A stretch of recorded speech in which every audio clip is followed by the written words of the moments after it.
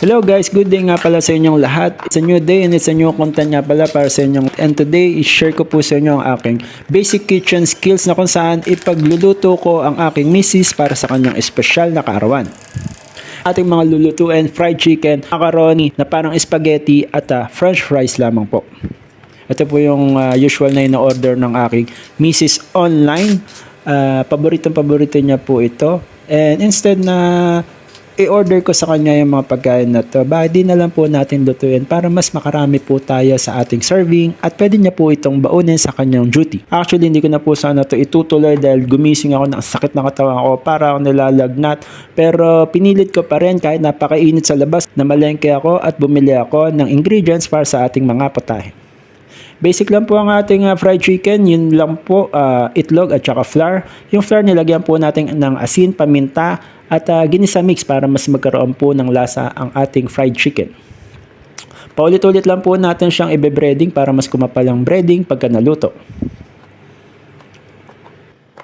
Ito po, piniprito na natin ng chicken. Deep fried po natin ang ating fried chicken para mas lalong mag-penetrate yung init ng oil dun sa loob ng chicken at maiwasan natin ang raw parts ng ating chicken. Maiwasan natin ang pagkakabubuo ng mga dugo dun sa loob ng ating chicken.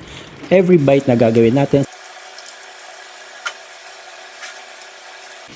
Habang nagpiprito po tayo, linisin na rin po natin ang kusina para matanggal po yung tasik ng mantika at mga flour dun sa pagbe-bread natin ng chicken. After po natin magpuna, siniguro ko po naghugas po ako ng kamay para naman po dun sa susunod na pagre-ready natin ng ingredients para sa macaroni at magagayat po tayo ng bawang at sibuyas para sa paggigisa naman.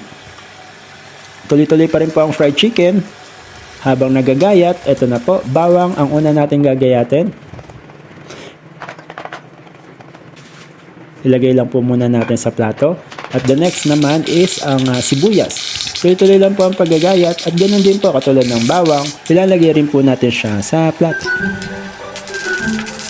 Ayan po ang ating fried chicken. Dalawa po yung kulay. Yung una golden dark brown, which is para sa akin medyo sunog.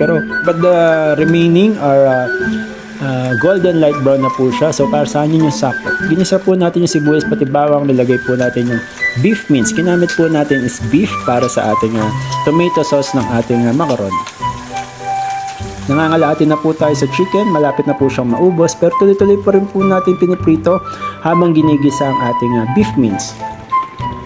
Yan, nilagyan na po natin ng tubig, tomato sauce para magmukha na po talaga siyang totoong tomato sauce para sa ating macaroni. Hinalo po natin, siguraduhin po natin walang dumidikit sa ilalim ng ating lutuan para maiwasan ng pagpait o pagkasunog ng ating tomato sauce. Nilagyan ng asin at ginisa mix para sa pampalasa ng ating tomato sauce. Hinahalo pa rin po, tuloy-tuloy natin ng paghahalo, pinapakuluan. At ngayon po, nilagyan po natin ng beef broth cubes. Pinakauli is nilagyan natin ng all-purpose cream para sa thickness ng ating tomato sauce. Ubos na po ang ating fried chicken at nilalagyan na po natin ng keso ang ating tomato sauce para dagdag alat din. After po nating maluto ang ating tomato sauce, ilalaga na po natin ang ating macaroni.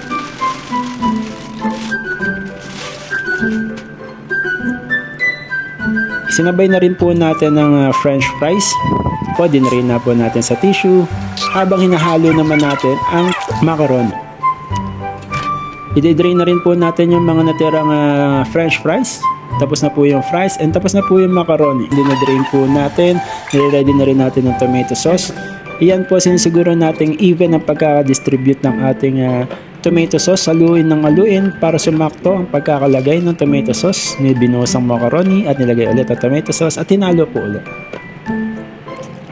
Yan na po ang ating handa para sa kaarawan ng ating butihing asawa, macaroni,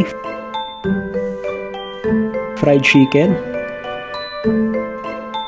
french fries at ang special na donut na merong kandila.